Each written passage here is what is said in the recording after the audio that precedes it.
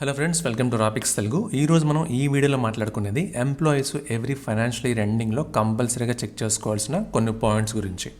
మనం మాట్లాడుకోబోయే ఈ points cross check చేసుకోవడం వల్ల మీకు డెఫినెట్గా కొంత ట్యాక్స్ సేవ్ అవుతుంది. మీరు మన ఛానల్కి ఫస్ట్ టైం అయితే మాత్రం మనకి వాట్సాప్ అండ్ టెలిగ్రామ్ ఛానల్స్ ఉన్నాయి. మనం personal finance and income tax updates share చేసుకోవడానికి మీకు ఇంట్రెస్ట్ ఉంటే డెఫినెట్గా జాయిన్ అవ్వండి. సో టాపిక్లోకి వస్తే ఇప్పుడు మనం మాట్లాడుకోబోయే ఫస్ట్ 4 పాయింట్స్ మాత్రం ఓల్డ్ స్కీమ్లో ఉన్న వాళ్ళకి మాత్రమే అప్లై అవుతాయి. న్యూ స్కీమ్లో ఉన్న వాళ్ళకి అప్లై అవ్వవు. నెక్స్ట్ పాయింట్స్ మాత్రం న్యూ స్కీము అండ్ ఓల్డ్ స్కీమ్లో ఉన్న వాళ్ళందరికీ అప్లై అవుతాయి. సో ఇప్పుడు ఫస్ట్ పాయింట్ ఇందులో ఏంటంటే, మీరు ఇయర్లో ఎంతవరకు చేసిన ట్యాక్స్ అండ్ ఇన్వెస్ట్మెంట్స్ అండ్ ఎక్స్పెండిచర్ని ఒకసారి ఐడెంటిఫై చేసుకోండి. అది కూడా మీరు ఓల్డ్ స్కీమ్లో ఉంటేనే. న్యూ స్కీమ్లో ఉంటే అవసరం లేదు, ఎందుకంటే మీకు న్యూ స్కీమ్లో మెజారిటీ ఆఫ్ ద ఎక్స్పెండిచర్కి ట్యాక్స్ సేవింగ్ ఇన్వెస్ట్మెంట్స్కి డిడక్షన్కి ఎలిజిబిలిటీ ఉండదు కాబట్టి. సో మీరు ఓల్డ్ స్కీమ్లో ఉంటే house rent expenditure, interest on home loan, principal ఇలా ఏమైనా ఉంటే ఐడెంటిఫై చేసుకోండి. అండ్ అలానే ఇంట్రెస్ట్ ఆన్ ఎడ్యుకేషన్ లోన్ ఏదైనా ఉంటే అది కూడా మీరు ఐడెంటిఫై చేసి పెట్టుకోండి.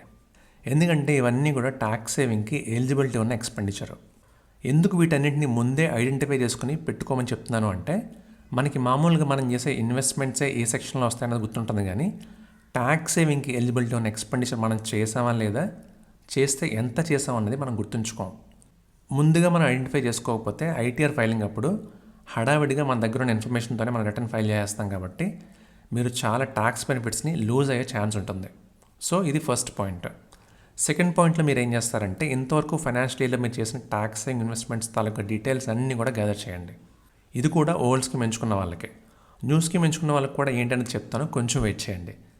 జనరల్గా ఓల్డ్ స్కీమ్లో చాలామంది ఎంచుకునే ఇన్వెస్ట్మెంట్ ఆప్షన్ 80Cనే. సో 80Cలో ఉన్న 1.5 lakh లిమిట్ని కంప్లీట్గా యూస్ చేసుకునేలా చూడండి. ఇంకా వేరే సెక్షన్లో కూడా ఏదైనా ఇన్వెస్ట్ చేస్తూ ఉంటే అది కూడా మీరు మ్యాక్సిమం ఎక్స్టెంట్ వరకు యూటిలైజ్ చేసుకునేలా ట్రై చేయండి.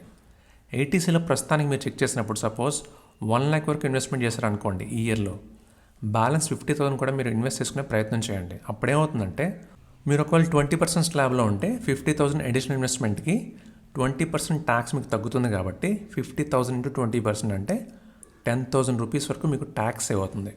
అదే 30%లో ఉన్నట్లయితే మీకు ఇంకా ఎక్కువ ట్యాక్స్ సేవ్ అవుతుంది. సో మ్యాక్సిమం ఎక్స్టెంట్ వరకు కూడా మీకు ఏ ఇన్వెస్ట్మెంట్ ఆప్షన్స్ అయితే ఉన్నాయో అవన్నీ కూడా యూజ్ చేసుకునేలా ట్రై చేయండి.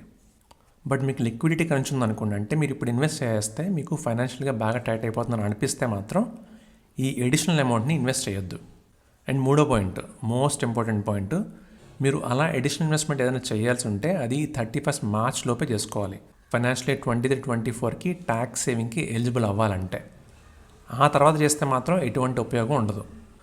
నెక్స్ట్ 4వ పాయింట్ ఏంటంటే, అలా మీరు ఫైనాన్షియల్ ఇయర్ ఎండింగ్లో ఇన్వెస్ట్ చేసేటప్పుడు మ్యాక్సిమం లాంగ్ టెన్యూర్ ఇన్వెస్ట్మెంట్స్ని అవాయిడ్ చేసేయండి. అంటే పీపీఎఫ్, ఎన్పిఎస్ లాంటివి అవాయిడ్ చేసేయండి. ఎందుకు అని లాంగ్ టెన్యూర్ ఇన్వెస్ట్మెంట్స్ అవాయిడ్ చేసేయాలంటే, అవి మంచిది కాదు అని కాదు. ఫైనాన్షియల్ ఇయర్ ఎండింగ్లో ఎలా ఉంటుందంటే, మనకి ఎంత అమౌంట్ కుదిరితే అంత అమౌంట్ వేసేసే కంగారులో ఇన్వెస్ట్మెంట్స్ మంచిదా కదా, ఎన్నాళ్ళు దాన్ని ఇన్వెస్ట్ చేయాలి, ఎంత రిటర్న్ వస్తుంది అనేది జాగ్రత్తగా ఆలోచించి ఇన్వెస్ట్ చేయం, హడావిడిగా ఇన్వెస్ట్ చేసేస్తాం. అందుకని ఈ లాంగ్ టెన్యూర్ ఇన్వెస్ట్మెంట్స్లో ఇన్వెస్ట్ చేసిన తర్వాత మీకు ఇది మంచిది కాదని అనిపించింది అనుకోండి, తర్వాత ఆ స్కీమ్స్ నుంచి ఎగ్జిట్ అవ్వడం కొంత శ్రమతో కూడుకున్న పని. అందుకని షార్ట్ టర్మ్ ఇన్వెస్ట్మెంట్స్ అయినా బ్యాంక్ ఎఫ్డి కానీ, ఈఎల్ఎస్ఎస్ మ్యూచువల్ ఫండ్స్ కానీ, ఎన్ఎస్సి బాండ్స్ని కానీ ఇలాంటివి ఏమైనా చూసుకొని వాటిలో ఇన్వెస్ట్ చేసుకోండి. సో ఇంతవరకు మనం మాట్లాడుకున్న 4 పాయింట్స్ ఓల్డ్ స్కీమ్లో ఉన్న వాళ్ళకే. ఇప్పుడు చెప్పబోయే ఈ 2 పాయింట్స్ మాత్రం ఓల్డ్ స్కీమ్లో ఉన్న వాళ్ళకి అండ్ న్యూ స్కీమ్లో ఉన్న వాళ్ళకి కూడా అప్లై అవుతాయి. సో 5th పాయింట్ ఏంటంటే, మీరు ఎంప్లాయీ అయ్యి మీకు శాలరీ మాత్రమే మీ ఇన్కమ్ అయితే ఆ శాలరీపై టీడీఎస్ కట్ అయిపోతుంది, కాబట్టి అడ్వాన్స్ ట్యాక్స్ అప్లికబిలిటీ మీకు ఉండదు. అదే మీకు శాలరీతో పాటు వేరే ఇన్కమ్స్ కూడా వస్తూ ఆ ఇన్కమ్స్ని మీరు ఎంప్లాయర్కి రిపోర్ట్ చేయలేదనుకోండి, అప్పుడు ఆ ఇన్కమ్స్పై మీకు ఉండే ట్యాక్స్ లయబిలిటీ ఇయర్లీ 10,000 రూపీస్ దాటుతూ ఉంటే మాత్రం అప్పుడు మీకు అడ్వాన్స్ ట్యాక్స్ అప్లై అవుతుంది.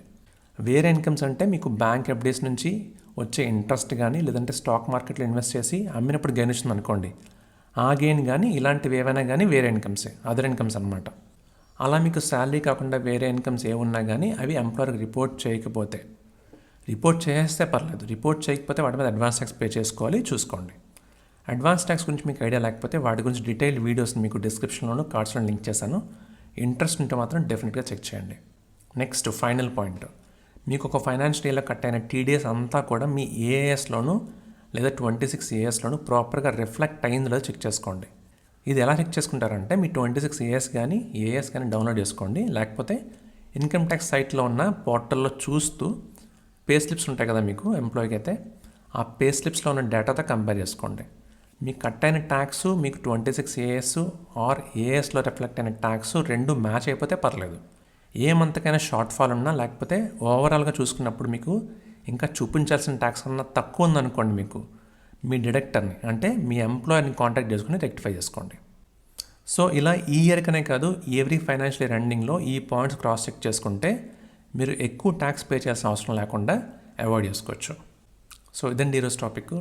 వీడియో నచ్చిందని అనుకుంటున్నాను. నచ్చితే లైక్ చేయండి and me friends and family సర్కిల్లో ఎవరికైనా హెల్ప్ అవుతుంది అనిపిస్తే తప్పకుండా షేర్ చేయండి. మళ్ళీ నెక్స్ట్ వీక్ ఇంకొక ఇంట్రెస్టింగ్ వీడియోతో మళ్ళీ కలుద్దాం. Thank you for watching.